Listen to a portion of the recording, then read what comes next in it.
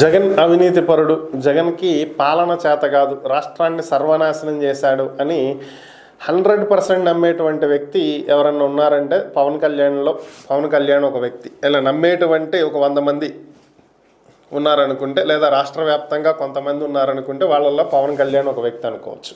So అయితే మరి జగన్మోహన్ రెడ్డి గతంలో అధికారంలో ఉన్నటువంటి సమయంలో అవినీతికి పాల్పడ్డారు, చాలా తప్పులు చేశారు అని చెప్పడానికి ఉన్నటువంటి అవకాశాలు ఏంటి? సో ఇవి గనక పరిశీలించినట్లయితే సాధారణంగా ఇప్పుడు రాజకీయాలు ఒక కొత్త పందాన్ని ఎంచుకున్నాయి. ఇది మనం గమనించినట్లయితే టీడీపీలో కొనసాగినటువంటి కొంతమంది బయటకు వచ్చి టీడీపీ మీదే బురజల్లుతారు.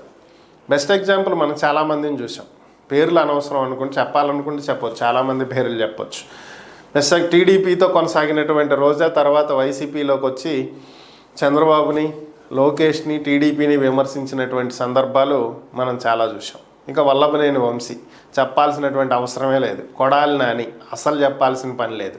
అందరికీ కళ్ళకు కట్టినట్లుగా వాళ్ళు చేసినటువంటి పనులు అందరికీ తెలిసినటువంటివి, దీని గురించి పెద్దగా మాట్లాడుకోవసరంలా. ఇప్పుడు అలాగే వైసీపీ నుంచి టీడీపీలోకి జంప్ అయినటువంటి వాళ్ళు గతంలో 2014-19 మధ్యలో వాళ్ళు జగన్ను ఉద్దేశించి ఏం మాట్లాడారు అనేది కూడా అందరికీ తెలిసిందే, వాళ్ళు కూడా విన్నది. సో ఇప్పుడు పరిస్థితి ఏంటి అంటే వైసీపీ నుంచి టీడీపీకి కాదు జనసేనకు వచ్చి ఇప్పుడు జగన్ను విమర్శిస్తున్నటువంటి వ్యక్తులు. నేను ఎవరి గురించి మాట్లాడుతున్నాను అనేది మీకు చాలా క్లారిటీగా అర్థమై ఉంటుంది. ఎవరో కాదు, బాలినేని శ్రీనివాసరెడ్డి. సో ఈయన ఎవరో కాదు, జగన్కి సమీప బంధువు, వరుసకి జగన్కి మామయ్య అవుతాడు. సో ఈయన్ని చుట్టరికం ఉంది కదా అనే ఉద్దేశంతో జగన్మోహన్ రెడ్డి మంచి ప్రాధాన్యత ఇచ్చాడు, జిల్లా అధ్యక్షుడి బాధ్యతలు ఇచ్చాడు, జిల్లాలో అన్నీ తానై నడిపించే విధంగా అన్నీ చూసుకున్నాడు. అలాగే విద్యుత్ శాఖ మంత్రిగా ఇచ్చాడు. బట్ సెకండ్ టర్మ్లో తీసేశారనుకోండి, అది వేరే విషయం. సో ఓవరాల్గా అప్పటి నుంచే ఇద్దరి మధ్యలో విభేదాలు మొదలైనవి. టైం దొరికినప్పుడల్లా జగన్ని విమర్శిస్తూ వెళ్ళాడు బాలినేని శ్రీనివాసరెడ్డి. సో తర్వాత చివరికి తాను అనుకున్న వాళ్ళకి టికెట్లు ఇప్పించుకోవాలని ఎన్నికల సమయంలో ప్రయత్నం చేయటం, బట్ అది సాధ్యం కాకపోవటం, ఓవరాల్గా ఆయన అయితే ఎమ్మెల్యేగా పోటీ చేసి ఓడిపోవటం, చివరికి వచ్చి జనసేనలో చేరారు.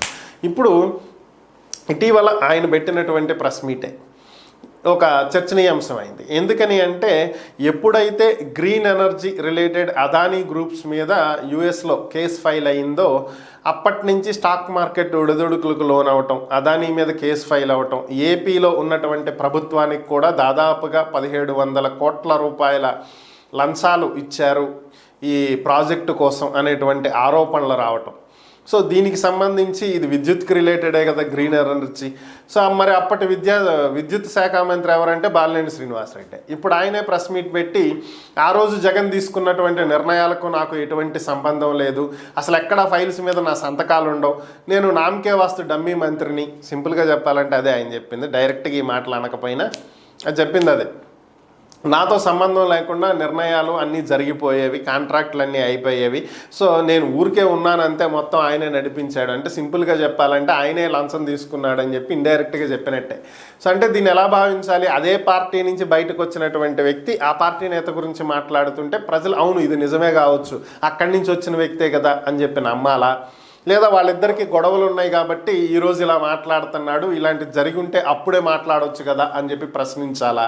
సో అక్కడుండి మాట్లాడలేదు కాబట్టి ఆ విభేదాల వల్లే బయటకు వచ్చాడని చెప్పి అనుకోవాలా? మరి దీన్ని ఎలా అర్థం చేసుకోవాలనేది మరి వీళ్ళే చెప్పాలి.